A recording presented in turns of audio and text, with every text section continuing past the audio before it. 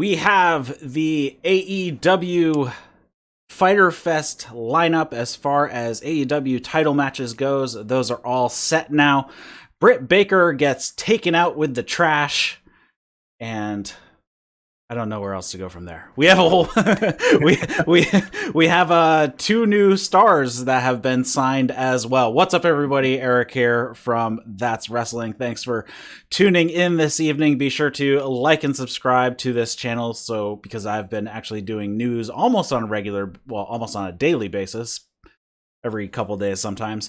And be sure to check this out as a podcast if you are listening to this on YouTube, or if you're listening to this as a podcast, head over to YouTube because we do the show live on YouTube, so we can take questions and all that fun stuff. So be sure to check that out.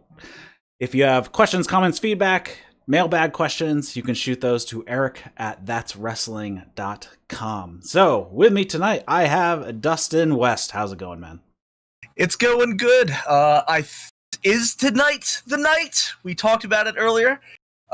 Exactly what I'm talking about. Not going to jinx it. Now I'm feeling better. We are, a couple weeks out from Fyter Fest, and I think this show leading into this was intended to build a little bit more hype for it. So, I'm good, man. You ready to jump right on in? Yeah, we have one more show before Fyter Fest starts. So next week is it, and then we go into Fyter Fest on July 1st. I can't believe it's already freaking June 18th today. That is insane. All right, so we start off the show. They have all the regulars in the crowd, and actually quite a few more that I have not seen before. We also have Britt. She's in her wheelchair over by the commentary desk.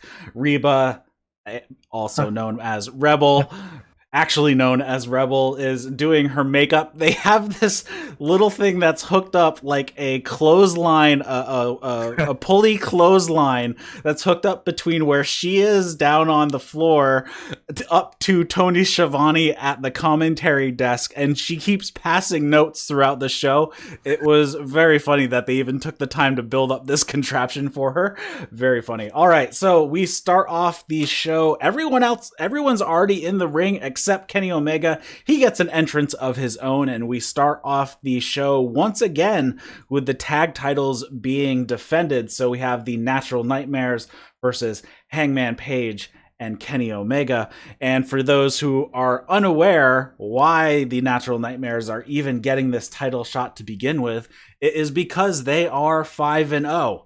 I have heard so many podcasters ask why the heck are Natural Nightmares even getting a shot. Well, if you pay attention to the standings, they're number 2, and the number 1 best friends are getting a title shot at Fyter Fest, so it would only make sense that they get the shot, and they are undefeated at 5-0 going into this match. So that is why they had this match, just so everybody is clear at this point. Allie did not come down to ringside at the beginning, so QT looked like he was looking out for her in the stands or something before the match even started. Hangman's graphic was pretty funny. This week it says, "You don't need a hat to be a cowboy." Omega and Dustin started off, bit of a back and forth, and then Omega accidentally smashes Dustin legitimately in the face with a knee. Looked like Dustin, I don't think he had like a head injury. He was just, his face hurt. I think that was mostly the thing. He was a little out of it for a minute. After their exchanges, they shake hands and they both tag out. So we end up getting QT and Hangman Page in. QT hit a massive drop kick. I thought was amazing. He got so much height on that. It was very nice. And then Hangman responds with a big boot. And then I noted here that Britt is passing notes via the clothesline to Tony. There's one funny one in the next match we'll talk about. QT gets a hot tag at one point, hits a QT special and a diving uppercut. He signals for the diamond cutter that has been bestowed upon him by Diamond. Oh my God. Diamond Dallas Page. There you go. There you go. Looking for. I was just gonna go DDP, but then I was gonna say the whole name. I'm like, wait a minute, what's his name?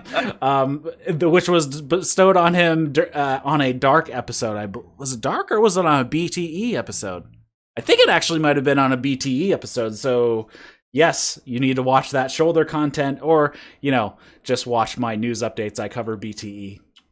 And nothing happened this week, so you didn't miss anything on BTE this week. Allie then actually strolls out onto the stage, is yelling to QT. QT looks like he's trying to show off at this point. He climbs the rope, he's facing in to the ring, but then he bounces up to the top rope, turns around, and does a moonsault. So he kind of does like the springboard moonsault type of deal. He misses. Hangman and Omega hit a bunch of double team moves. Dustin breaks up the pin here. Hangman gives QT a power bomb. Omega hits him in the back of the head with a V trigger for a 2 count, and then they hit the last call, and that's the end of the match. I am thoroughly confused on what is going on with Allie, because she didn't really play into the finish. She was there, but she didn't cause like really any serious distraction. Like, you couldn't really... even if she wasn't there, this match could have gone exactly the same. So I am not sure. She comes down to ringside afterwards, but really no fireworks. So I'm still curious, and I will cover a video that was on Twitter earlier today that kind of covers some of this a little bit, but that will wait to the end of the show. So I thought this match was a solid opener. The right people won, and the Natural Nightmare storyline with Allie continues on. And I think, given what match is happening next week for Natural Nightmares, we'll talk at the end of the show, I think we're starting to develop a little bit of a path where we're going with this, and we can talk at the end. What do you think about this match? I thought the match was a great opener. Again, tag team championship. It was a lot of fun. It was really solid tag team fundamentals. This match actually showcased a version of Dustin Rhodes that I've never seen, because he had a lot of really big moves in this. He had that Hurricane Rana, Canadian Destroyer. He was looking really good very fast. The knees that caught him, that's probably just because how tall he is, which I always seem to forget until you actually see him with other talent. Kenny's knee just popped him in the face. I'm pretty sure he did kind of like a sort of like a whisper in the wind. He did, yes. He went off the top rope, but instead of doing just the turnaround crossbody, he gave a flip in there as well. Yeah, a little razzle dazzle. Dustin looked really great in this, but the main thing is the thing with Allie. I agree completely. She wasn't in there. Oh, by the way, I'm going to ask you, I don't know if you did, but did you happen to pull up those Allie Google Trend results by any chance? If people are still interested in her? Well, my videos, whenever I have Allie in the title and in the tags and in the picture, those get the most on the newswire. All right, so everyone is still into Allie. I think this whole thing was just to build up more towards the Allie storyline. And again, I was expecting a little bit more interference. She popped up later, and then QT getting, I guess, like a second wind. But it was interesting. I'm assuming this is just going to be a slow build. But the match itself was really great. Little confused as of right now where this Allie thing is going to go. But I think it's going to take off maybe at Fyter Fest, since we're a couple weeks out. Maybe that might start to, boom. But I thought this was a great way to open Dynamite. I thought it was a solid match. Dustin Rhodes looked great. The rightful people won. So that's it. All right, next up, we had an Anna Jaye video package. Nothing huge. It was really short, probably less than 30 seconds. Basically, she's talking about how she wants to put on a show, and that's why she calls herself the star of the show. So it's Anna Jaye versus We Don't Know Yet, and then it is Abadon. Yes, so Abadon is back. I saw her on Dark originally, the first time she was on AEW against Hikaru Shida, which she lost that particular effort, but one thing, before they even started the match, they actually had a lower third with AEW Dark results, just scrolling like a regular, sports show that has the scrolling results of other games that might be going on. Well, it's funny that you point that out because I wrote that and I wrote it, underlined it, and I did 3 exclamation points because we've always talked about how they don't advertise dark enough, and they did it heavily during the show, but also advertising the results was, I thought, a big move because, I mean, I watch dark when I can, but it got me a lot more interested. I'll say that. Yeah, definitely a good move there. So basically, they swerved us here because this was an Abadon squash match. She beat the crap out of Anna Jaye, hit her, basically spiked her with a Rana when she was kneeling, and picked up the win. So they give us the Anna Jaye video package thinking, oh, here we go. Okay, so they're building around this star, so obviously Anna Jaye is going to win, but no, Abadon just crushes her in like 30 seconds. Which I actually thought it was funny because the video package was really great. I'm like, oh, okay, here she comes, Anna Jaye. Here's this, bubbly bubblegum baby face. And then Abadon came out, and the entrance, by the way, I think might be one of my favorites in AEW right now because it was uber creepy. And then I was like, well, Anna Jaye, I mean, clearly she's going to win considering that 30-second long video package we just saw, and then she just got steamrolled. I didn't have a problem with this considering what it led into, but I actually can't wait for the Abadon video packages to start coming out. But actually, I had a question for you because I meant to bring this up talking about the Kenny Page QT Dustin. I heard a lot of beeps. I wrote that down. Okay. In a different match. Yeah, so I heard it. I'm thinking, okay, the opener, I maybe there was like a profanity that got by, but I didn't hear anything leading up to profanity for the Anna Jaye Abadon match, but I kept hearing this throughout the show, so I just wanted to make sure that I wasn't having a stroke or anything. I just want to make sure you heard it too. No, I did. I wrote it down in a match later on in the night because I'm like, this has been happening. Somebody in the crowd must have been a little too salty for television, and they had to keep bleeping everything. I'm thinking it was somebody in the crowd that kept yelling something.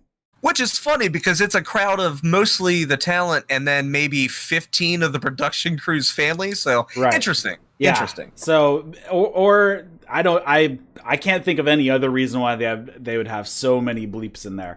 And I don't know why it would last the entire show when somebody could have clearly heard it and gone to them and be like, you need to shut the hell up or stop saying whatever it was. Yeah, but it went on for 2 hours. Yeah, so I just wanted to make sure you heard it too. No, okay. I heard that. Okay, so after the match, Abadon has left. Anna Jaye is still laid out in the ring. The Dark Order comes out. The entire Dark Order. Uno comes down. Colt Cabana is at ringside. He gets handed this envelope, and he pulls out some papers. We're all confused about what this is. He's confused. He's looking up. He's looking at Isaiah Cassidy. You see him lean in and pull his sunglasses down like he's trying to read it. We really don't get much until later on in the show, but then they also show Anna Jaye gets helped up by some of the guys from Dark Order, and she is helped to the back down the tunnel with Dark Order. Colt Cabana is just looking confused at this point, and that was the end of this segment. So we might as well just jump to it. We find out that the papers that were handed to Colt Cabana was the contract for a match next week where he has been teamed with Brodie Lee. So he is in this match. He's looking confused because he didn't agree to the match, but he has now been booked into this match with Brodie Lee. I'll be honest, this was actually the show was really great, but this is probably my favorite part of the night, considering how vocal I've been about Colt Cabana turning and joining the Dark Order, but then also the extra added 1-2 with potentially adding the Dark Order's first female member. I think I am so excited to see where this goes. I think that the Dark Order is one of those things where, because they've had a lot of guys just lose, but the fact that they've mentioned it and they've embraced it and they've gone, oh no, we can get better. What I think is going to happen, especially with the Dark Order, I think the game plan is to recruit stronger talent and then weed out the weak ones from the inside. So recruit the strong, get rid of the weak. If people keep losing, your ass is out of there. But as of right now, it's just not knowing what the hell is going on. And I didn't expect to see a tag team match on Dynamite with Brodie Lee and Colt Cabana teaming up, but I think that's actually smart booking in the sense of, oh, we're just going to build this up for like 4 weeks, and then Colt's going to come in and make his yes or no. That might be other promotions, but this is, hey, you haven't given us an answer. Why don't we just tag together? Yeah. And just the surprised look on Colt's face, I think that really sold it, because when the camera cuts back to Brodie, he just sold that like mastermind of having a plan, and he's just one step ahead of the curve. So I enjoyed everything about this Dark Order segment last night. Yeah, so there again was a social media exclusive video regarding Colt, so we will pick that up at the end as well. So we have next up, we have Billy Gunn versus MJF. Britt sends a note up to, in the last match, I forgot the note that Britt sent. Okay, so when Abadon came out, Britt sent a note to Tony that said, "This broad needs to find Jesus quick." I love that whole little I love everything about that angle with her sending notes. I thought that was great. All right, and then at the beginning of Billy Gunn and MJF, she sends a note to Tony that says, "How is Aubrey still employed? She's a conspirator." So that's a tie back to her whole conspiracy issue. So we have Billy Gunn versus MJF. This actually I thought was a pretty decent match, given Billy Gunn, what they say is 56. They say he's 56 years old. Hold on, I'm gonna fact check that, Eric. You keep doing your magic, and I will let you know for All right. sure. I'm pretty sure they said he was 56 years old. MJF is 24, and Billy Gunn has been wrestling longer than MJF has been alive. MJF hits a closed fist punch with blocking the view of Aubrey. Aubrey starts like admonishing him because she's pretty sure it was a closed fist, and he's signaling, no, it was open. MJF dodges a few clotheslines, then Billy manages to hit a big boot, and then he returns the favor with the closed fist blocking the view of the ref, and he's like, nope, it was open, and she's like, yeah, I don't believe either of you. MJF decides it's not worth it at this point. He walks down the tunnel, and everybody's like, what's going on? Billy basically tells Aubrey, hold up on the count. Don't count us out. I'm going to go get him. He goes down the tunnel. He comes back with MJF slung over his shoulder. MJF snaps Billy on the top rope when they get into the ring, and he starts playing to the camera, but Billy Gunn is standing in the middle of the ring, and MJF backs up into him. And he has a look on his face like, oh, I done messed up on that. And Billy goes for the famouser, but MJF moves out of the way, and he chop blocks Billy's knee. We go into a commercial, and MJF and Wardlow are beating up on Billy Gunn on the outside behind the ref's back, continues working over the knee. Billy makes it a comeback, but he is limping. Again, MJF dodges a famouser attempt. MJF figure fours the leg, but gets caught by Aubrey using the ropes, and she kicks the ropes. Very old school spot right there. And MJF tries to hit the famouser of his own. Billy Gunn manages to hit the famouser, but Wardlow distracts the ref, so she can't count. Billy gets up from the pin, punches Wardlow. He falls off the apron. Little did we know, Wardlow had tossed the diamond ring to MJF. MJF puts on the diamond ring, punches Billy Gunn in the face, and gets the pin. I thought this was a fine match. I figured this would probably be the way it would go in the end, and Wardlow and MJF again take out their opponent behind the ref's back in all sorts of cheating ways. But even at what is he? Did you get the age? Yes, he was born November 1st, 1963, so he is currently 56, soon to be 57 years old. So a 56-year-old Billy Gunn is still looking pretty decent. Yeah, and I am just about 30, and I do not like what I see when I look in the mirror. And Billy Gunn at 56, man, he is just still cut. All right, so this match, I actually, considering it was advertised last week on Dynamite, I actually liked it a lot more than I thought I was going to. One of the main things that stuck out for me was the finish. It was exactly what I thought it was going to be with Wardlow getting involved, but just how it was done, especially MJF's smug little smile to the camera as he was putting on the ring and winking, and it was executed.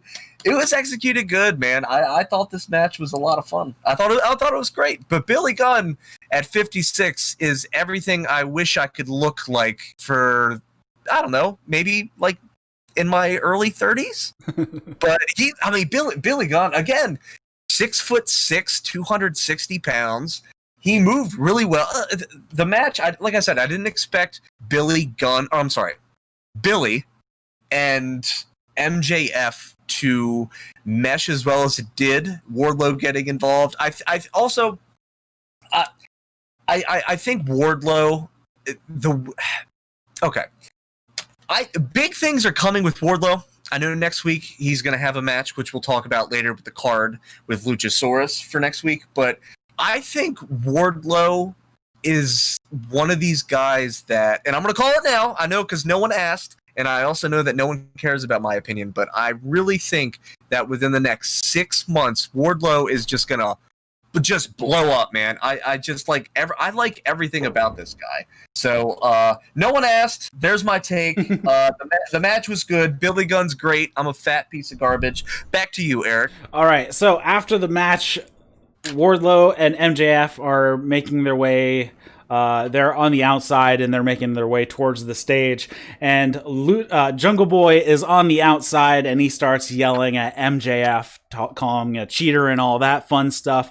And then the Jurassic Express and Wardlow and MJF get into a brawl. And this, as you said, then sets up that we will have Luchasaurus versus Wardlow next week in a lumberjack match. I think this is way too early to have Luchasaurus and Wardlow. This is like a pay-per-view match. I know, especially because we both kind of thought that, with Wardlow and Luchasaurus, it was going to build up beyond, and I thought I was going to get those two guys together at Double or Nothing, but leading into it, I thought they were really going to lead up to the next pay-per-view for this match, but it's a lumberjack match on Dynamite. I'm not complaining. I think this is a big, massive match for those of you who don't know what a lumberjack match is. It's when two competitors are in the ring at the same time, most of which is a heel, which is the bad guy, and the face, which is the good guy. And you have the entire ring surrounded by good guys and bad guys. So basically, at some point, it turns into kind of a little bit of a brawl for all, but I really thought a lumberjack match between these two immediately when it was announced deserved that's a pay-per-view quality match, and especially it just came out of those two throwing a couple punches and we get it on an episode of Dynamite. I'm not mad because I really do want to see this match, but I think the trigger might have been pulled just a little early. I really do. Yeah, same here. This is definitely, I think they should have waited for a bigger card, whether they do it at Fyter Fest if they wanted to pull it early or wait all the way to All Out at the end of the summer, because they have been teasing this matchup for like 6 months now. And then they just kind of pull the trigger on it right now, like almost out of nowhere. So, all right. Next up, we had Alex Marvez with Jericho and Sammy Guevara. He asked why they beat down Orange Cassidy last week. Jericho basically said, well, first he says, it's because you are a fathead, Marvez. Not much of an answer. Anyways, he says that, why we beat Blood Orange was juiced all over the ring last week. Everyone loves Orange Cassidy. He's so cool. Such a laissez-faire attitude. He doesn't care about anything, and he has the audacity to interrupt the Inner Circle twice. I know he wants to be a funny guy, but last week what happened to Orange Cassidy there was nothing funny about it. Sammy says we're going to beat the hell out we beat the hell out of Orange Cassidy last week. We beat him to a pulp. Jericho says that's what we're going to do to Best Friends tonight and become the new #1 contenders. Says that he and Sammy are blood brothers and blood is thicker than water, or in this case, orange juice. Yeah. So we get a couple of awesome one-liners, as you know, I'm a big fan of. This promo was Chris Jericho with Sammy Guevara, but in this, the one thing that actually kind of stuck out a lot for me, I mean, Chris Jericho is great, but Sammy Guevara, and as someone who started out kind of doing promos and being unsure and then trying to find your identity and then keep going, I think back to Sammy Guevara's first night on AEW Dynamite when they did the debut back in September, and not saying like how far he's came, but he's really shown his comedy, he's shown his seriousness, he's shown how talented he is in the ring. But something about this promo with Sammy Guevara, it just feels with him and Jericho, because if you honestly look back maybe a month and a half, and it's so funny for me to actually talk about this when it was a 45-second promo, but it really caught my attention with Sammy, because if you look back to maybe the last 2 months with him, he kind of, not necessarily stiff in the terms of presenting a promo and like a personality, but he always kind of had that sort of border to be like, maybe I'm a little too uncomfortable doing this. He's really just kind of letting loose in this, and I rewatched it when I was trying to get caught up on stuff that I missed from last night. But like Sammy Guevara with Chris Jericho, it meshes so incredibly well, but you see a lot of Chris Jericho's personality rubbing off on him, which you kind of want from someone that you're in a stable with, or however you want to call it. But Sammy Guevara in this just felt really, I don't know how to describe it. I mean, maybe I'm crazy, Eric, and I hope you kind of understand what I mean, but he's just very, I like Sammy Guevara, man, and he just seems so comfortable with in front of camera now. Not that he did, but if go back and look the last 2 months, and if you know what I'm talking about, just point it out to me, man. But like, yeah, I think starting with the bubbly bunch, I think that's when he started to come out of his shell a bit. Yeah, that's exactly what it is. He just seems so. He's ready. You know what I mean? And not that he wasn't before, but he's just seeing the same thing that Chris Jericho has been known to do. That you have an idea, you look at it on paper and go, all right, let's have fun. Not like, oh, well, what if I do this? What if I do this? He'll look at the same idea and go, all right, let's have some fun. And it's just really kind of refreshing to see, because it adds this whole other side to Sammy Guevara. But I really like this promo. It was 45 seconds. And I know I just talked, it was a 45-second promo, and I talked for 3 minutes about Sammy Guevara in this, but I really, really like the fact that he's coming out of the shell, and I think he definitely is going to be a world champion in AEW one day. All right, next up we have Tony is with Britt Baker at rings, or down where she is sitting on her throne of a Rolls-Royce utility vehicle. And he says, we've just gotten word that Penelope Ford will be facing Hikaru Shida at Fyter Fest, as we predicted last week. Britt says, you waddled down here to tell me that? The facts are my leg's broken. The facts are I'm a conspiracy victim. The facts are you are now in a load of shit, and TNT is going to be furious because you just lost an interview with the face of the women's division. She says that her and Tony's friendship is in a timeout. And she says, Reba, get me out of here. And the camera moves up to the front of the utility vehicle, and it's Big Swole in the driver's seat. And as a line out of the Attitude Era, I cannot remember when this happened, but I'm pretty sure it was Undertaker saying, where do you want to go? And she drives off with Britt Baker in the back.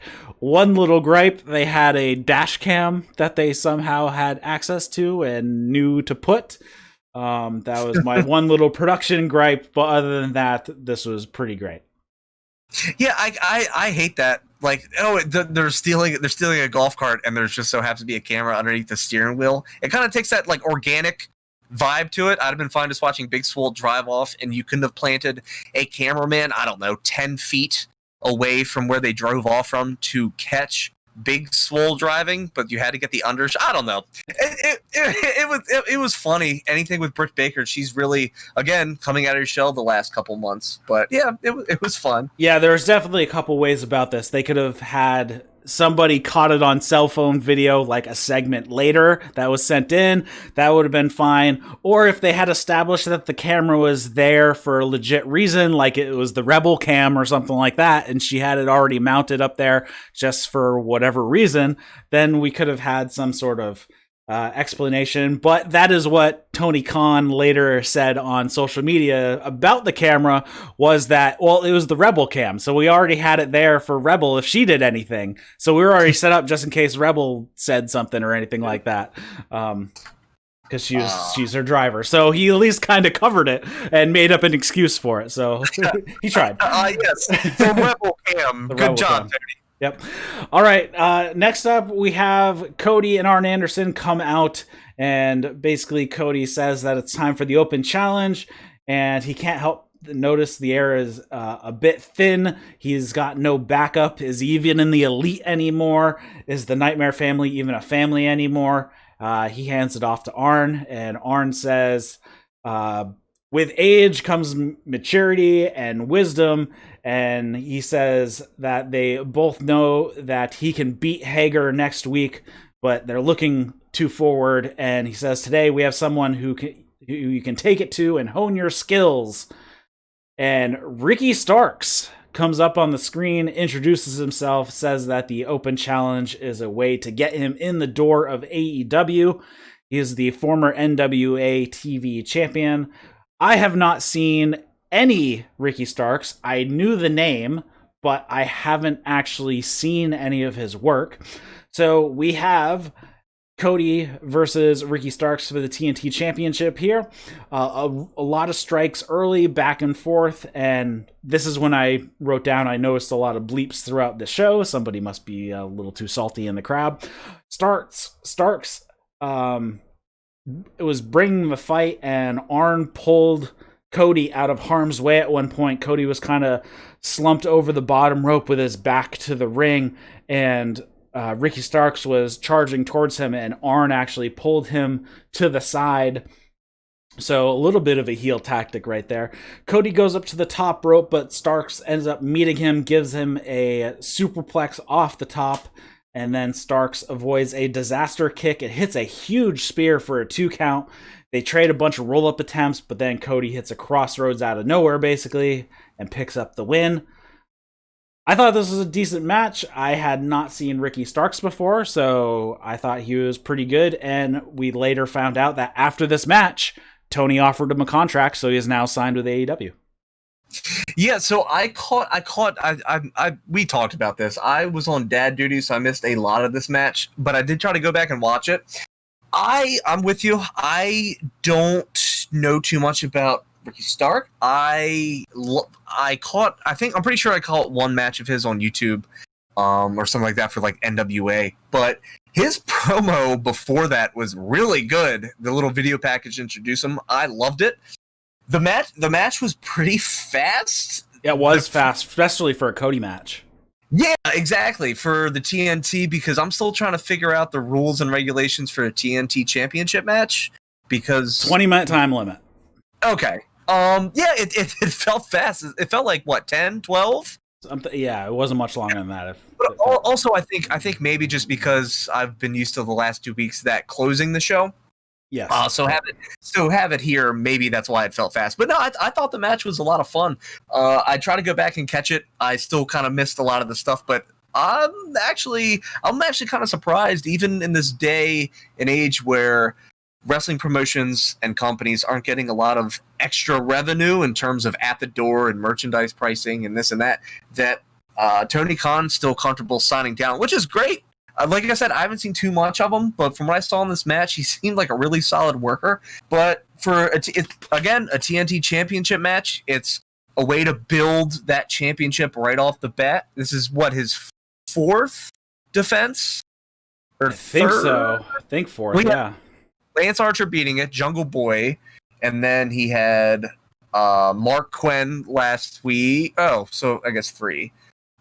But even then, you get these different competitors against Cody, different competitors, different styles, different matchups, and I thought that, again, it's still, you find a way to add legitimacy to this TNT championship, and you find a way to add that legitimacy to Cody as a champion, and I did. I really enjoyed this match. Yeah, I did too. And again, another signing of a guy who's relatively young. His his year of birth is not online. I can't find it, but he debuted in 2012, so he's been wrestling for about 8 years. So I probably put him at just under 30, if anything. So yeah, another young signing. And also, actually, they had signed, I didn't mention, they have signed Abadon on as well. So she is signed to a regular contract. She was originally just as needed basis. So yeah, good match, and like to see him more. I think he has a match next week. I can't remember though. I'll have to look it up. All right, next up we have the Superbad Squad versus the Young Bucks. I guess they had to soften the name from the Superbad Death Squad. Interesting that they did that. I'm not sure why, or they just wanted to shorten the name for whatever reason, because we have like Death Triangle and stuff, so it's not like they're scared of the word death. Maybe Death Squad was too much for them for whatever reason. The ref finds a pair of pliers on Jimmy Havoc while he's patting him down, but he just tosses them over into the corner, so they're just sitting on the mat. Not sure what the point of that was. Bucks hit a lot of double team work after their first tag. Butcher and Blade are yelling at the Bucks. They're out sitting at ringside. That was basically the biggest thing about this match, was Butcher and Blade yelling at the Young Bucks. Young Bucks continue to work over the Superbad Squad and taunt Butcher and Blade. Butcher and Blade eventually jump the barricade and get up onto the apron. Jimmy Havoc hits Matt with a floor sign behind the ref's back, the slippery when wet sign, and they pull the wrap off of Matt's ribs, though I think it was accidentally fell off. Jimmy uses it to choke Matt, so he makes use of it anyways. Kip Sabian and Havoc keep working on Matt's ribs, so I'm guessing this is going to be the injury that Matt's going to be selling for the next 3 years, like he's been selling his back for the last 3. Jimmy Havoc gives Matt a paper cut between the fingers. I'm not sure if that was in commercial break or not. Did you see that? I did not, but again, I was also on dad duty. Okay. So he gave Matt a paper cut between the fingers. Butcher and Blade look like they're going to work over Matt on the outside, but FTR make their way out. Butcher and Blade back off. So we have this very interesting dynamic here where Butcher and Blade are clearly on the side of Kip Sabian and Jimmy Havoc. FTR come to kind of even up the sides a little bit and keep Butcher and Blade out of it. Superbad Squad goes for the punt spot that they do. The ref says that it was wide left. They do a catapult eye poke, which was pretty funny. Again, behind the ref's back. Classic Jimmy Havoc at this point. He uses all the heel dirty tricks. Sabian tries to do a Rana to Matt off the top rope, but Matt catches him, pulls him back up, does a sit-out power bomb from the second rope, and then Nick does his usual hot tag. You can almost predict it at this point. He does the high knee kicks in the corner, does the bulldog clothesline combo, does the face plant to the guy on the outside, and then he puts Kip Sabian into a sharpshooter. Havoc tries to come into the ring with a mallet and distracts the ref, and Penelope Ford runs in and then hits Nick with the slippery and wet floor sign. And then, where are we here? Floor sign. Matt comes in to break up the pin. After Havoc hits the package DDT that he does, still they haven't given that a name, so I'm just going to call it a package DDT at this point. I don't know what happened, but Kip Sabian was bleeding all over the place from his neck. Do you have any idea what happened? I don't. I rewound it a couple times because I was like, damn it, I missed it. And then I went back, and then they go back to it. He's bleeding from the neck. I was like, damn it, I missed it again. I don't know what happened. I have no clue. I couldn't tell where it was coming from. They speculated maybe it was coming from his ear, but it looked more like the neck. He had a lot of blood all over along his jawline down onto his chest. And the Bucks hit risky business on Havoc. He keeps it out at 2. And then Sabian hits a top rope double foot stomp. Nick breaks up the pin there. Matt hits a double Northern Light suplex on Havoc and Sabian. And then they set this up really funny. They get a tag, the Bucks do, and then they set it up so Sabian is holding Havoc in a tombstone position. They kick Sabian's knee out from under him, so he gives Havoc a tombstone. So he tombstones his own partner, and then they hit a double Kamigoye on Havoc and get the win. I thought that was a very creative spot to get somebody to do a tombstone to their own partner. I thought that was pretty awesome. Yeah, I never saw that before. I thought that was a great finish. This tag match. So, all right, Eric, I'm going to ask you: do you prefer the Superbad squad or the Superbad Death Squad? It doesn't really matter to me. Oh, okay. Well, all right. Well, that conversation could have gone one of two ways. What I was prepared for you to say was, yes, Eric, I do agree. Superbad Death Squad is cooler. I don't know why they took Death out. Yeah, exactly. The Death Triangle, it works. Maybe they thought it was too much. Superbad Death Squad sounds like a comic book written by a 10-year-old. But I thought it worked. This match actually was really fun. The referee, again, AEW referees, because you can go back and quote me on this for 2 weeks ago. I love the AEW officials because they have a personality. Each and every single one brings the whole missed field goal. I don't know why I thought that was funny. It got a laugh. If you get a laugh from me, you get a thumbs up. The fact that Jimmy Havoc kept having weapon, also the plot. I like how there's a pat down, and he finds them and he goes, "All right, well, they're over here, but don't use them." And right. I just thought that was funny. The paper cut. I missed that, but if you've ever had a paper cut, that hurts. And the mallet, because it was last week, right? Didn't he pull out a hacksaw? If I'm not yes, for the match between them for the tag title. So that was 2 weeks. Was that 2 weeks ago, or was that last week? I can't remember. All right, but regardless, Jimmy Havoc is literally pulling everything under the sun. This match, it was fun. I really do love the finish on this. The Young Bucks, yeah, that hot tag is pretty predictable at this point.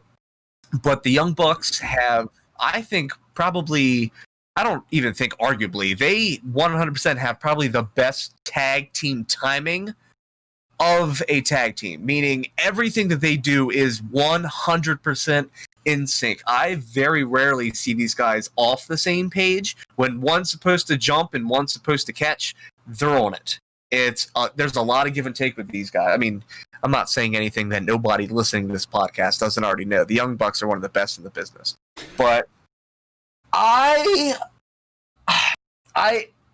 just wanted to point this out. And I don't think I'm alone in this. And Eric, I think you will probably agree with me on this. The Young Bucks versus FTR. Considering the lead up to get FTR and Young Bucks in the same ring together, if this match between these two takes at least a year, I would not have any problem with it. Nope, perfectly fine with me too. Yeah, I think that's what the match was solid, but anytime you have these kinds of things, you always want to see what the build-up is. Take your time. FTR versus the Young Bucks. Hey, maybe next year at 2021, Double or Nothing, if we're still doing this podcast together, we can talk about how great FTR versus Young Bucks was. But take your time, and I think after what I got from that, I think that's the full intention to do so. I hope so. At a minimum, Full Gear. That would be the earliest I'd say go for this match. After the match is over, Butcher and Blade hit the ring immediately to beat on the Young Bucks. FTR come in to help out the Bucks. They both set up for their pile driver finishers. The Young Bucks hit a Indie Taker, while FTR hits a Mind Breaker on, I think they had, one of them had Havoc, the other one had, I don't know if it was Butcher or Blade. I don't know which one they had. But either way, they hit the Indie Taker. The other FTR hits the Mind Breaker. And of course, Excalibur said it was Stereo Mindbreakers, but no, Bucks did an Indie Taker. Yeah. So this is kind of where it is. We have Butcher and Blade. They're starting to get involved and with the Bucks now, and they're causing issues. So I'm curious. I'm guessing we're gonna have Bucks and Butcher and Blade soon-ish. Yeah, I think probably within the next. Do Young Bucks have a match at Fyter Fest? I don't think they have one listed yet. No. All right. Well, I guess maybe next week they could possibly pull the trigger on that and set that up. Yeah, I think that would probably be. Just looking at what they're. Yeah, there's no room on the card for next week for it to happen, so it would happen. It would have to happen at least at Fyter Fest or after. All right. Well, next, you heard it here first. That's wrestling prediction. No one else made this prediction. Eric and I predicted before anyone else in the wrestling world it's going to be Young Bucks versus Butcher the Blade at Fyter Fest. So there you go. All right. Next up, we have a short Taz video with Brian Cage. They're just kind of hanging out in a back lot sort of area, very similar to where Archer was beating up a dude randomly with Jake the Snake. Taz basically talking about how he and Cage were hanging out in their nice air-conditioned trailer. He hears a bunch of noise. He looks out, and it's Moxley yapping that he's going to pop Brian Cage's head like a pimple. And for whatever reason, Google Docs keep changing Brian to Brain. Like, Brian is a legit word. Stop changing it to Brain. He says he's going to shut up Taz for good. And he says, "Are you kidding me, Mox? You say you're going to shut me up for good? You want to call yourself a miserable son of a bitch? That gimmick was taken decades ago by me. I'll teach you misery." Brian cuts in, says, "Taz, you've taken the high road too many times. You know what, Moxley? You come to disrespect us in the ring. You brought this on yourself. I wish Fyter Fest was right now." He doesn't know what he wants more, to beat up Moxley or the AEW title. Yeah, so I'm not going to even talk about Taz, because Taz, of course, is a really good shit talker, as we all know. But Brian Cage, so I talked about this last week, I believe, when I signed my professional wrestling contract. I started out as a manager, and the manager's main point is to be the mouthpiece. And I, again, was expecting... I'm not going to go into another 3-minute rant about a 45-second promo, but the Brian Cage, I was fully expecting another Taz do the talking. Brian Cage just stand there and looks badass under this freeway that they were filming under. I'm assuming near Daly's place. But Brian Cage actually said a couple words, and I'm not just a fan's perspective, but as someone that's used to seeing both sides of that camera and that side of the barricade, he actually looked really comfortable here. I actually like this segment a little bit more, that Brian Cage was getting a little bit more vocal instead of Taz talking about John Moxley and John Moxley and John Moxley, instead of Taz doing it like Brian said a word, which means the frustration is very real. At least that's what I took from it. I actually really like this promo. Yeah, and I thought it was fine. It's a perfect way to do it because it's a pre-tape. So if Brian Cage screws it up, they can just do it again. Not a big deal. So that's probably good to have Taz there for any live segments that they can't do over. And then for any pre-tapes, Brian can definitely throw in. And if they can't get it right, then they can just not show it or anything like that. It's perfectly fine. Next up, we had a very, very short... It was after a commercial break. So these two videos were split by a commercial break. Moxley has a really decent video package. They intercut some various in-ring action as well. And he says, "Who can stop the path of Cage? You climbed up a ladder to pull down some gimmick, and now you think it's a good idea to step into the ring with the world champion. The judge, the jury, the executioner of AEW, the man that makes heads roll. I'm in this business for one reason. I got demons. Bad ones. And the only thing that keeps them at bay is hurting people in the ring. And now your path has crossed my path. Brian Cage, beat me if you can. Survive if you're the kind of miserable son of a bitch that can survive the deep water that I'm going to drag you into." That was it. That was the short 30-second Mox promo. So this is... Okay. All right, so this is going to sound really stupid. But again, I was on dad duty, so I didn't get a chance to watch this because I needed to get caught up on the main event. So I'm hearing it from you for the first time.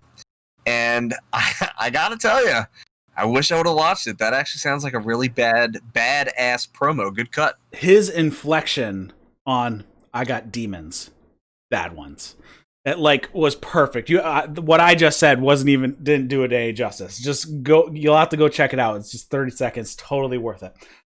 Next up, we have they run down the card for next week, and then we go to Rebel is running around. She's on her phone, looking at her phone, using the GPS to try to track Britt Baker's phone, and she has a camera crew with her, and she's like, "Oh, follow me!" And then she finds Britt in a dumpster. She says, "Where have you been? I've been in here for like 5 hours." And Rebel's like, "It's only been an hour." She's like, "What? Now, no, you're fired." And Rebel's like, "You mean I'm free?"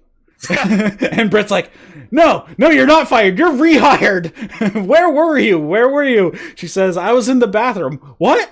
You don't go to the bathroom. This is a full-time job. 24 hours a day, 7 days a week, 365 days a year. You're supposed to be by me. You don't go to the bathroom. And where the hell is Tony Schiavone? And Rebel's like, You gave him a friendship timeout. And she's like, "It doesn't matter. He should be here.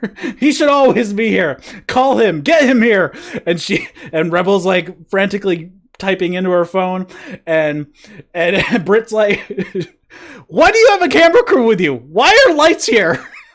And then she's like, "All right, well, since you're here," she ends up cutting a promo into the camera. She says, "Big Swole, you're literally going to pay. I'm going to sue you. I'm going to get you fined." And then she says, "Big Swole, I'm going to get you if it's the last thing I do. Reba, get me out of here. It's been like 6 hours now." And she's like almost drops her phone. She's like, "What are you doing? Get a ladder." And she's running around trying to find a way to help get Britt out of the dumpster. I was laughing so hard watching this segment. Yeah, I thought it was really funny, especially how fast Reba was ready to bail, just leave her ass in the dumpster. She's like, "Oh, so I'm free." He's like, "Oh, never mind. You're hired. You're hired." Britt Baker has been, for someone who's injured, has been a real solid part of AEW Dynamite the last couple weeks, and I'm okay with it. As much as I want to see her back in the ring competing in the women's division, I really like seeing Britt Baker because it's one of those things where you make the most of your TV time, and she is knocking it out of the park, man. This is a really funny segment. Yeah, she is great. I'm curious if they're going to work Chris Statlander into the whole thing somehow, because now she's going to be wheeling around in a wheelchair because she has to have ACL and MCL surgery. That would be, you know what? I didn't even think about that. That would be great. That would be really funny. All right. Next up, we have Les Sex Gods and Best Friends. This is for the tag title match at Fyter Fest being on the line.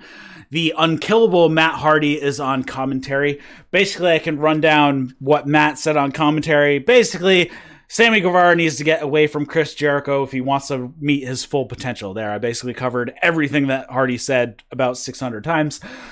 Right at the bell, Best Friends attack Jericho and Sammy. Best Friends are super aggressive, just beating the crap out of Jericho and Sammy. Finally, the legal men get in the ring. It's Jericho and Chucky T. And then one thing that Hardy did say that I did note down because it was pretty good. He was talking about how he came to AEW to give back to the future, and Jericho is here to surround himself with the future to protect himself. So I thought that was a astute observation to make. Then Trent chops the crap out of Sammy. I think one rode a bit high and got him right in the throat. Trent hits a huge Saito suplex. Jericho has gotten the bat at this point, and he buries it into the gut of Trent behind the ref's back. Trent gets sent into the barricade as well. In the commercial, Jericho whips Trent into the edge of the ring. Since this was in commercial, you guys didn't get to hear it on TNT. The ref is yelling at Jericho, "What are you doing?" And in the most sincere voice ever, he says, "What? I was helping him up." like perfectly sincere. Back into the ring, Trent gets worked over by Sammy and Jericho for a while. Trent gets in a few strikes, but Jericho hits him with this massive clothesline, so he can't gain any momentum. Jericho and Sammy hit a double team on Trent and then do their Les Sex Gods pose. Trent gives Sammy a double stomp when he's running at him in the corner. He finally gets a tag over to Chucky T. Chucky T comes in with a hot tag, hits a Falcon Arrow on Sammy for 2, hits a Liger Bomb for 2. Jericho comes in, but Chucky T throws him right back out of the ring. Trent blind tags, hits Soul Food in half and half on Sammy. Jericho then interrupts the best friends going for their hug. Trent hits Jericho with a running knee, and then Jericho actually this was a really cool counter. He counted a swinging DDT from Trent into a Walls of Jericho. Trent ends up making it to the ropes. Jericho argues with the ref for a bit, and Trent ends up hitting this massive clothesline when Jericho decides, oh crap, I need to re-engage into this match again. Sammy gets the tag, and Trent crotches Sammy up on the top turnbuckle. They fight up on the top rope, and Chucky T comes in. He gets Trent up onto his shoulders, and then Trent uses that height to give Sammy an assisted superplex. Jericho rakes Trent's face when he gets pushed out of the ropes for a second, and then Sammy rolls up Trent, grabs the trunks, only gets a 2 count. Chucky T actually runs around the ring to brawl with Jericho. He ends up grabbing a chair from the timekeeper's table, so the ref comes over to take the chair, and behind the ref's back, Sammy hits Trent with the baseball bat, hits a shooting star press, and Trent kicks out. Sammy then goes to hit the ropes, and he's tripped by the cameraman, and Trent hits Strong Zero on Sammy and gets the win. I think what is it called when it's not actually the double team move of Strong Zero? I forget. Oh, I couldn't tell you either. I don't remember either. So anyways, right here at the end, I can't believe they had Sammy do the shooting star press and have Trent kick out of it. It seems like that definitely should have been the finish after hitting Trent with a baseball bat and getting hit with the shooting star press. I don't know if it was late that Chucky T was actually supposed to break up the pin or something like that, because it seems like a move that should not have been kicked out of. Anyways, after the match is over, Jericho is pissed, and then it's revealed that the cameraman was Orange Cassidy, because he had a face mask on and he had a hat on, and he was the cameraman, and Orange Cassidy is just pissed. He gets in the ring, Jericho turns around, and Orange Cassidy doesn't do anything fancy. He does a double leg takedown, punches Jericho in the face a bunch of times. Jericho manages to get to his feet. OC takes them down again, lays in a ton of punches. Jericho manages to get to his feet once again, and Orange Cassidy hits his always awesome Superman punch, and Jericho rolls out of the ring. And then it's announced that Best Friends will be going for the tag titles, and it will be Orange Cassidy and Jericho at Fyter Fest. Best Friends get in their hug at the end of the show, and that's all she wrote. They opened really strong and they closed really strong. I like this match a lot. I think Chucky T, I think that was a late, because a bat and then a shooting star press that definitely felt like the finish. I thought it was. I thought Les Sex Gods definitely just stole the number one contender, or not stole, but I definitely thought they took the number one contendership. You get Orange Cassidy coming in as a referee. I also wasn't expecting it. Yeah, I'm sorry, cameraman. But as soon as I saw the chucks, I'm like, oh, here we go. And it was fine. It was again. We started and ended with a tag match. Both had implications. The opener was the tag team championship. The ending was for the number one contendership. This kind of tells you exactly what AEW's thoughts are on the tag team division. I know the Young Bucks and Kenny and Cody, but the AEW tag team division they're really stacked. They have a lot of tag teams. Yeah, and the fact that you can open and close a show with the tag team division, I think that speaks volumes about it. Best Friends, they won, which I definitely thought they deserved to win.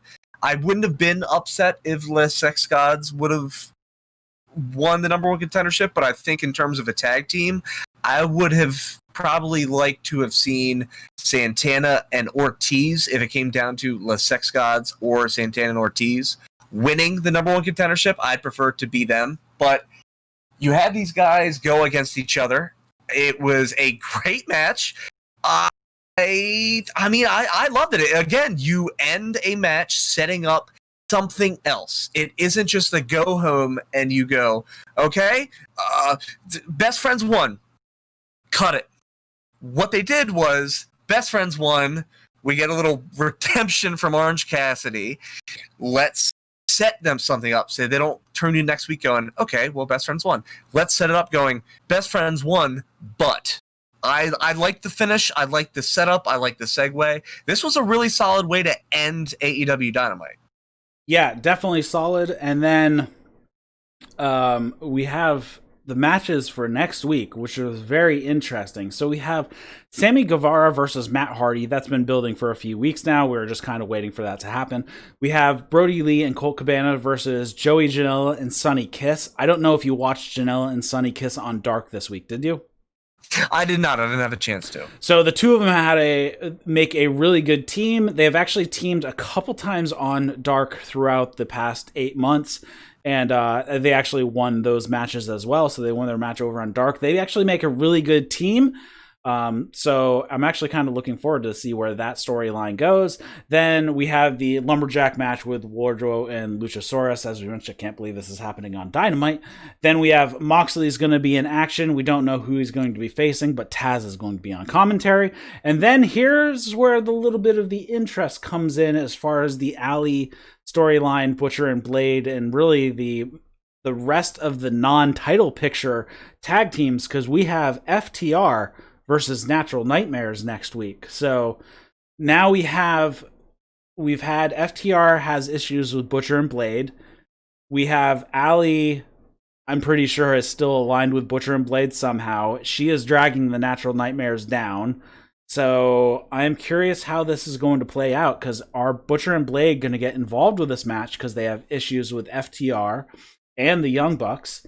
So this could get interesting, and we might get a little more fleshed out on where the storyline is going with Allie, or it could be a little bit of a just a little side trip before we make it around. But I am assuming at some point Butcher and Blade are going to have to face Natural Nightmares, given the trajectory of how everything is going. FTR is on their way up. Natural Nightmares are on their way down. Yeah, it's again, they're really, because they also brought up the AEW Dark results. They've put another emphasis on ups, downs, records, this, that. Even during the tag team championship that opened the show, Omega and Page, they even made a thing to address at the bottom of Kenny Omega's. He was like ranked number 4, I think, in singles. So they're really pushing these ranking systems, which I'm all for. But I don't know, again, they leave me completely clueless of what is going to happen. But next week is the last Dynamite before Fyter Fest, so expect anything last minute that they want to push in, and I think next week's episode of Dynamite is just going to be balls to the wall. All right, so we have ratings real quick. AEW actually jumped up about 40,000 from last week to 772, so pretty good. NXT also had a bit of an increase over last week, so I don't think there was any serious competition last night where there was NASCAR the previous night. NASCAR really takes a chunk out of both of them, and then if there's NASCAR and UFC on the same night, I think we saw that, where it really takes a chunk out of both of them. But, okay, so we're going to go to the social media videos that clarify a couple things. So we have a Colt Cabana one, and we have a Natural Nightmares one. So both of them are with Alex Marvez. So Marvez is with Colt, asking if he's with the Dark Order. And Colt Cabana says that, yeah, the cameras did catch him going into Brodie Lee's office to talk. But what they didn't catch, he also went and talked to Trent. He talked to Sonny Kiss. He talked to Luchasaurus to get advice from all of them. And he said that he has been presented an opportunity to tag with Mr. Brodie. Mr. Brodie is a star, and he's worried about he keeps losing his high profile matches, and he's worried that he won't have a job anymore if he just keeps losing so much. And he wasn't going to turn down a match on Dynamite. Why would you? He's looking forward to getting back into winning ways next week. And even if that means tagging with Mr. Brodie Lee, he doesn't have anything for or against Mr. Brodie, and that was kind of where that left off. So still not solidified, so we will see how it goes, but basically that was a contract he was put in this match. He doesn't want to turn down a match on Dynamite because that's a good paying gig. And then Alex Marvez was with the Natural Nightmares. Dustin, so Allie, Brandy, Dustin, and QT are there. Dustin says, "This was our shot. If I say I'm a little disappointed, that would be an understatement." QT says he's sorry, and then says, "You know what? I'm not sorry. Allie's right. You should have been there for me." So he's kind of losing a little grip on reality here. Allie asks QT to go get her bags so she can talk to Dustin, and she says, "I know you don't like me, and that's fine, but I like QT, and he needs someone who will be in his corner. And tonight, that wasn't you, was it?" Brandy steps up to her. Allie says, or Brandy says, "So you want to do this now?" Allie says that she needs to lighten up and says, "Look, we're fighting just like sisters." And that was the end.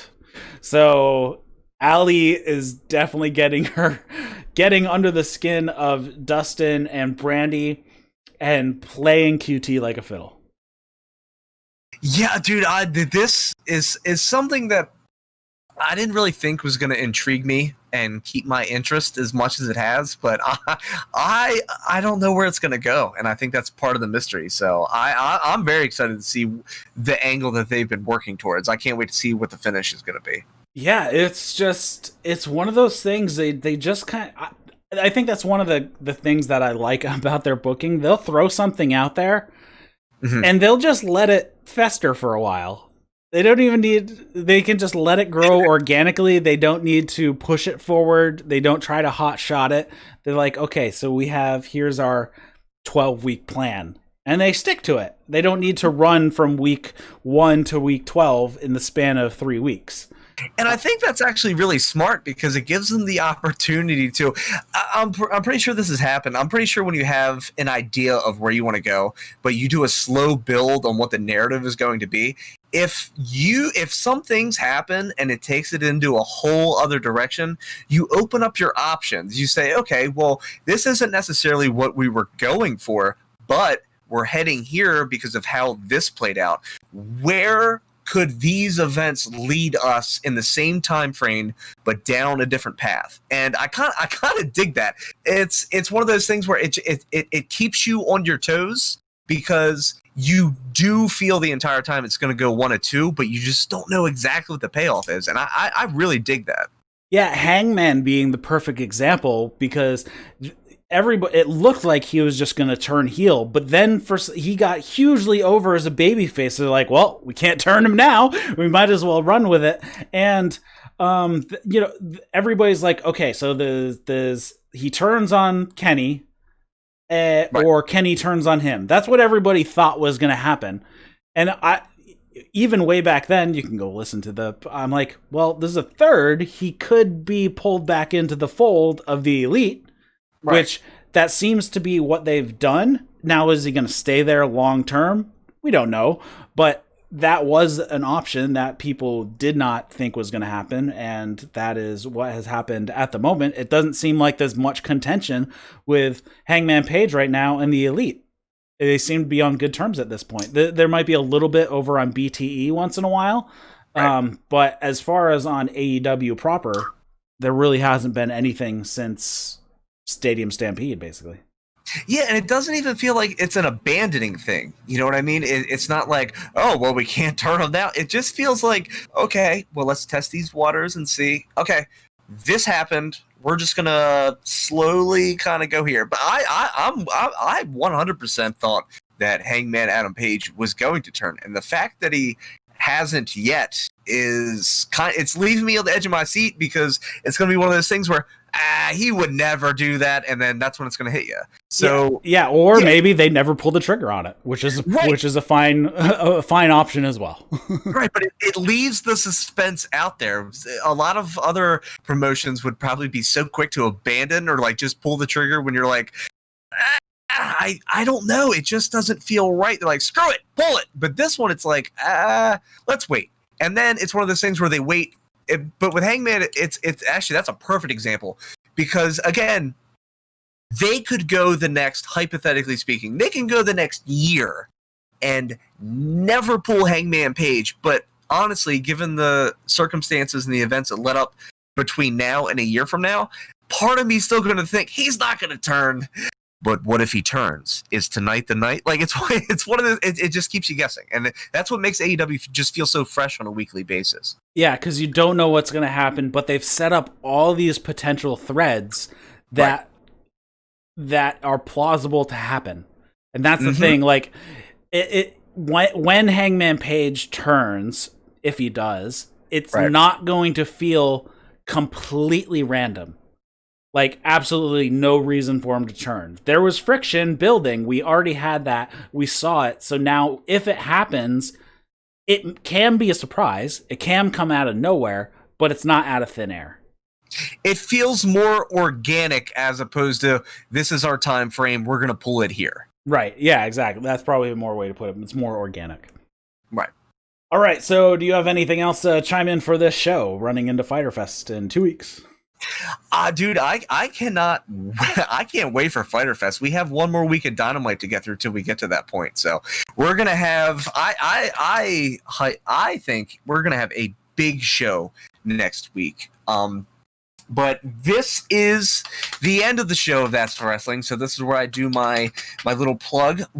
I've just been told by PWA, Pro Warrior Alliance on Facebook, I'll get to that plug in a second, that our local independent wrestling promotion, it is still not really great out there. So the things that you're actually seeing on television are actually insane, because they're filming in Florida, they're filming in Jacksonville, they have people doing this, they have an audience. So local independent wrestling is actually getting a sucker punch to the gut. Now, I don't know where you're listening from, but in Pennsylvania, it's pretty rough. We may not even have a show this year.